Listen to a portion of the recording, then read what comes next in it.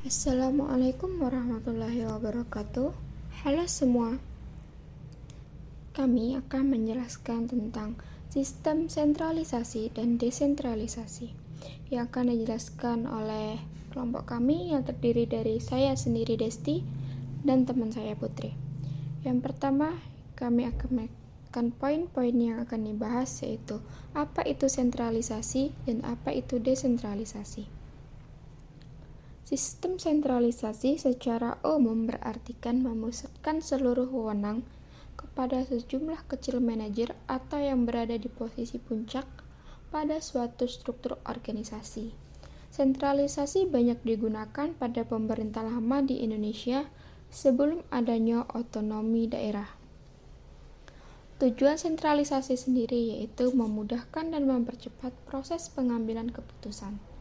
Contoh dari sistem sentralisasi yang ada di Indonesia yaitu yang pertama, lembaga keamanan negara seperti TNI melindungi NKRI dari 3 titik pusat, yaitu udara, darat, dan laut. Yang kedua adalah Bank Indonesia atau yang lebih sering disebut dengan BI. BI menjadi pusat dari semua pengaturan kebijakan moneter dan juga fiskal. Karakteristik sistem sentralisasi yang pertama yaitu strategi, kebijakan, dan pendekatan manajemen informasi berlaku seragam dan standar bagi unit organisasi dengan kecenderungan tata kelola secara top-down. Yang kedua, keputusan terkait dengan jenis sistem, tipe aplikasi, standar basis data, hak akses, spesifikasi perangkat keras, dan infrastruktur ditentukan oleh pusat atau sentral. Yang ketiga yaitu unit teknologi informasi yang berada di pusat memiliki kekuasaan atau kewenangan yang lebih besar dan tinggi dibandingkan dengan unit serupa yang ada di berbagai cabang perusahaan atau bisnis unit.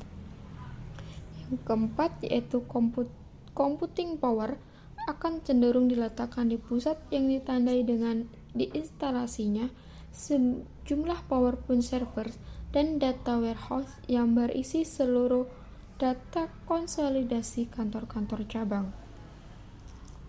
Dampak dari diterapkannya sistem sentralisasi yaitu adanya pemusatan seluruh wewenang kepada pemerintah pusat. Segala sesuatu hal yang berhubungan dengan politik serta administrasi ditangani oleh pemerintah pusat. Pengambilan keputusan dilakukan oleh pusat dan kebijakan umum yang mengambil juga lebih mudah diimplementasikan terhadap seluruh daerah.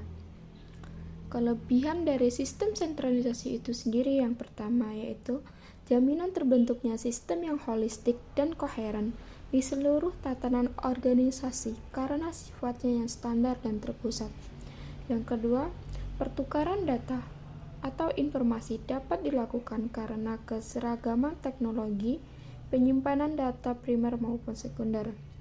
Yang terakhir yaitu potensi terjadinya anarki karena fenomena tambal sulam dan kesulitan membangun interface dari sejumlah sistem yang tersebar dapat direduksi seminimum mungkin. Setelah kelebihan, kekurangan dari sistem sentralisasi yang pertama itu kecenderungan yang terjadi adalah kontrol yang berlebihan dan terlalu ketat hingga terjadi manajemen informasi yang cukup kaku dan sangat hierarkis. Yang kedua, fokus lebih banyak diarahkan pada conformity atau ketaatan pada prosedur standar sehingga mengurangi sejumlah inisiatif yang terkadang dapat berguna bagi perusahaan. Yang ketiga, karena biasanya akan mengarah pada satu standar tertentu, kerap perlu dikeluarkannya biaya relatif jauh lebih mahal dibandingkan dengan non-standar. Yang keempat, karena TI terdiri dari sejumlah komponen yang beragam, belum tentu masing-masing komponen yang dipilih adalah yang terbaik. Penting bagi manajemen adalah kesamaan standar sehingga terkadang kinerja atau performa dinomorduakan.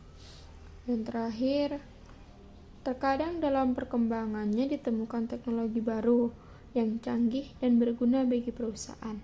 Namun karena spesifikasinya di luar standar perusahaan, maka peluang tersebut dilepaskan begitu saja. Materi selanjutnya yaitu desentralisasi akan dilanjutkan oleh teman saya Putri. Baiklah, di sini saya akan melanjutkan materi dari Desti, yaitu sistem desentralisasi. Desentralisasi adalah pendelegasian wewenang dalam membuat keputusan dan kebijakan kepada manajer atau orang-orang yang berada pada level bawah dalam suatu struktur organisasi.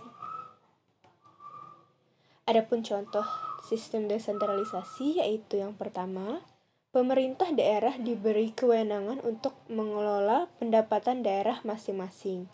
Yang kedua, restoran cepat saji global dapat memberikan otoritas kepada manajer lokal untuk mengatur stok, harga, dan kebijakan layanan pelanggan sesuai dengan kondisi pasar setempat. Adapun tujuan dari desentralisasi yaitu memberikan pelayanan publik yang lebih baik dan menciptakan proses pengambilan keputusan publik yang lebih demokratis. Adapun beberapa konsep sistem desentralisasi yaitu delegasi otoritas. Dalam sistem desentralisasi, otoritas dan tanggung jawab didelegasikan dari tingkat yang lebih tinggi kepada tingkat yang lebih rendah dalam organisasi. Selanjutnya yaitu otonomi lokal, unit-unit atau departemen yang lebih rendah dalam organisasi yang menerapkan sistem desentralisasi biasanya memiliki tingkat otonomi yang lebih tinggi dalam pengambilan keputusan. Berikutnya yaitu struktur fleksibel. Sistem desentralisasi seringkali melibatkan struktur organisasi yang lebih fleksibel dan terdistribusi daripada struktur hierarki yang ketat. Selanjutnya yaitu pengambilan keputusan yang cepat, karena keputusan dapat diambil di tingkat yang lebih rendah tanpa harus melewati otoritas pusat. Sistem desentralisasi seringkali memungkinkan pengambilan keputusan yang lebih cepat. Selanjutnya yaitu inovasi dan kreativitas lokal. Sistem desentralisasi dapat mendorong inovasi dan kreativitas di tingkat yang lebih rendah karena unit-unit lokal memiliki kebebasan untuk mencoba solusi baru dan beradaptasi dengan situasi setempat. Selanjutnya yaitu kesesuaian dengan kebutuhan lokal. Sistem desentralisasi memungkinkan organisasi untuk lebih sesuai dengan kebutuhan dan preferensi yang berada di berbagai pasar atau lokasi. Ini dapat meningkatkan daya saing dan penerimaan di tingkat lokal. Selanjutnya yaitu kurangnya keseragaman kebijakan. Salah satu tantangan dalam sistem desentralisasi adalah potensialnya untuk kurangnya keseragaman dalam kebijakan dan praktik di seluruh organisasi. Hal ini dapat terjadi jika tidak ada koordinasi yang baik antara unit-unit lokal. Konsep yang terakhir yaitu diperlukannya komunikasi yang efektif. Dalam sistem desentralisasi, komunikasi yang efektif antara unit-unit lokal dan pusat menjadi sangat penting untuk memastikan bahwa visi, tujuan, dan informasi yang diperlukan terbagi dengan baik. Ada pula faktor-faktor desentralisasi, yaitu yang pertama, filsafat manajemen. Banyak manajer yang sangat otoratik dan menginginkan pengawasan pusat yang kuat. Yang kedua, yaitu strategi dan lingkungan organisasi. Strategi organisasi akan mempengaruhi tipe dasar, lingkungan teknologi, dan persaingan yang harus dihadapi. Yang ketiga, yaitu kualitas manajer.